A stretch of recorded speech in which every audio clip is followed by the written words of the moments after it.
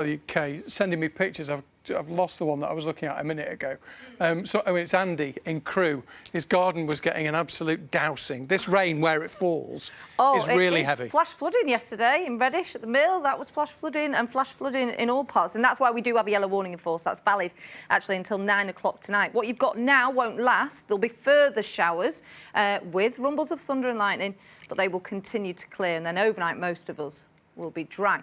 More on it in a minute. Check out this weather picture. Now, Ramsey, the old quarry gardener, obviously had heard. He took a picture, red sky in the morning, shepherds warning the storms were coming. What do you need in the summer for thunderstorms? Well, you need some instability and you need a lot of heat. And boy, have we had a lot of heat. Today, we've got to 30 degrees in many spots. As we head right throughout the week, temperatures aren't really going to drop off. 3 consecutive days for a heat wave. It's going to continue through the week. The difference being low pressure is in charge at the minute. This trough introducing all these thunderstorms, but high pressure will start to build back in. Things become calmer. So really, for the rest of the week, there won't be rain in the forecast. And actually, as we pull in an easterly breeze, we'll lose the humidity. The showers continue, so they're pulling up from the East Midlands. They're going to continue almost through the Cheshire Gap. I think that the Isle of Man, some coastal parts of Lancashire and Cumbria overnight tonight could still well have those downpours. Elsewhere, it will become dry, but it's a really uncomfortable night tonight. Really humid, muggy, 15, 16 degrees the overnight low.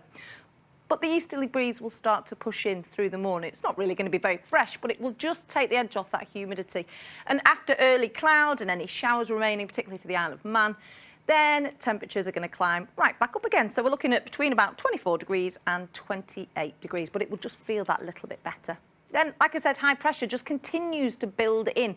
So settled conditions as we head through the week.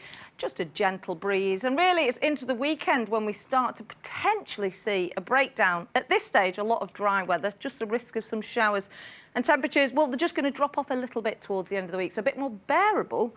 Technically, though, still a heat wave, Rod. And anywhere that the rain falls now, people are at least going to get a bit of a drink in the gardens or on the fields. And spot the weather presenter that's come in flip-flops and has left the washing on the line. Spot Roger. The presenter who said, it's not a good idea for me to go out into Manchester tonight because I think it's going to rain. Listen. Have a look at the scene in Manchester just before we go. This is where the celebrations will happen this evening. Manchester City fans gathering. Everything's been slightly delayed. Don't forget coverage on BBC Radio Manchester and on BBC Sounds. Some amazing scenes. We're going to leave you with some more of those images from a season that Manchester City fans will never forget. It's almost a quarter of a century since the first time an English team won the League, FA Cup and European Cup in the same season. That, of course, was Manchester United in 1999. City have emulated their local rivals in achieving an astonishing treble. Well done. Good night.